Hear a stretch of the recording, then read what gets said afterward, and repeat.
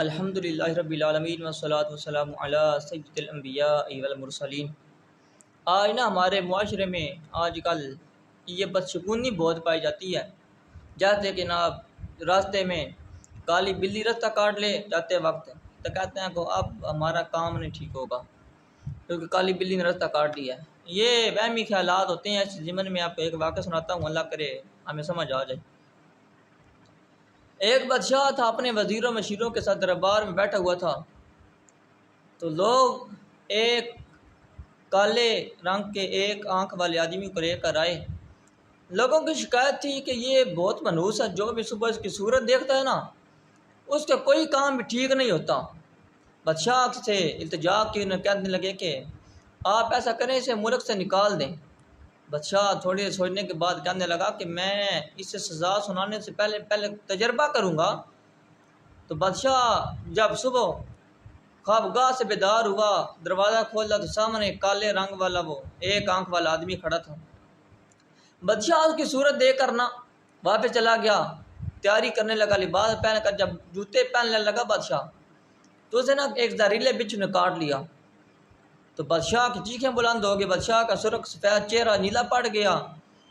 جہاں سارے خدمت گار بھاگ کر آئے، شاہی طبیبوں کو بلا لیا، بادشاہ کا علاج کیا، جو تو کر کے بادشاہ کی جان تو بچ گئی، لیکن کئی روز بادشاہ کو بستر پر گزارنے پڑے۔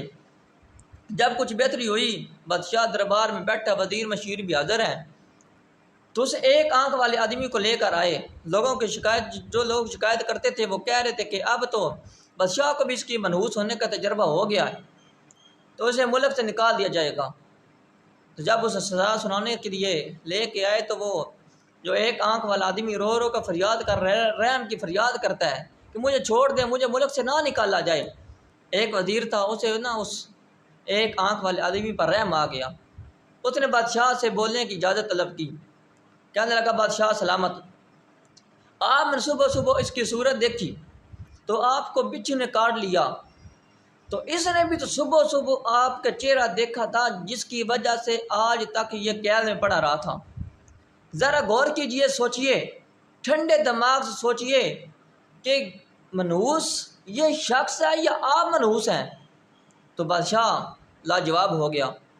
اس نے نہ صرف اس کو آزاد کیا بلکہ اعلان کروا دیا کہ آج کے بعد جو بھی اس شخص کو منحوس کہے گا اسے سزا دی جائے گی۔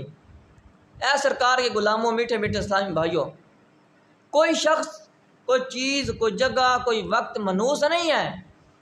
یہ تو ہمارے وہمی خیالات ہوتے ہیں۔ غور کرنا چاہیے کہ جب ہم کسی شخص کو منحوس کہہ رہے ہیں تو ہمارے منحوس کہنے کی وجہ سے اس کی دل آزاری بھی ہو سکتی ہے، اور دل آزاری کرنے سے حدیث پاک میں بھی منع کیا گیا ہے۔ اور یہ سب ہم بس شگونیاں ہی ہیں۔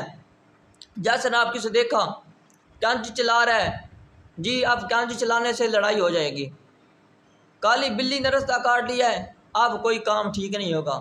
یہ کچھ بھی نہیں ہے، یہ بس شگونی ہے، یہ وہمی خیالات ہوتے ہیں۔